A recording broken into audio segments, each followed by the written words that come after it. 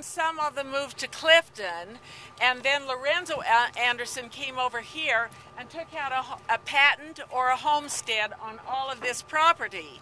And they built the little home that used to be across the road from our house that Dad used originally for hired men, and then eventually they did add a bathroom. And Lynn and Carolyn lived there. Then Tom and I lived there. Then Joan and Mark lived there. And no one has lived in it since Joan and Mark, except Tom's parents came up here from California and stayed 3 months in the winter to see if they could handle it up here. Oh my goodness. They couldn't. They ended up in Mesa. Oh, that's a good point. But let me tell you. Okay, this grain field here is 40 acres. This is 40 acres, and then there's property above this that goes on both sides of the road that is now ensoiled in CPR. Where that tree is up there, it's on both sides of the road up there.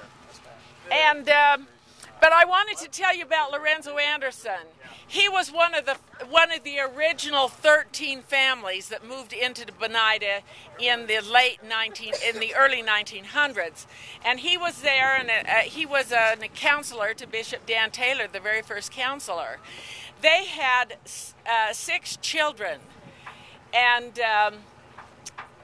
the flu epidemic that I don't know why I got emotional all of a sudden.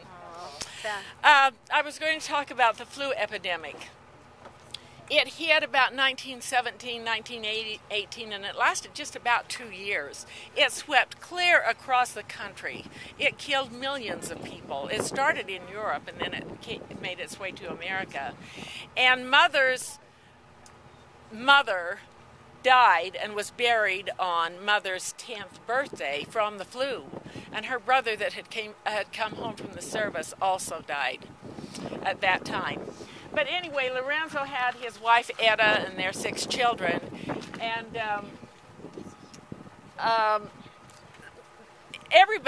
practically everybody in Banida was sick with the flu or just getting over the flu, and they used to make potfuls of broth and soup and take it around to those who were sick. Uncle Dan talks about he and Ether Esplin came up to the Anderson place, and Etta was lying on a small bed, and she had already passed away, Lorenzo's wife.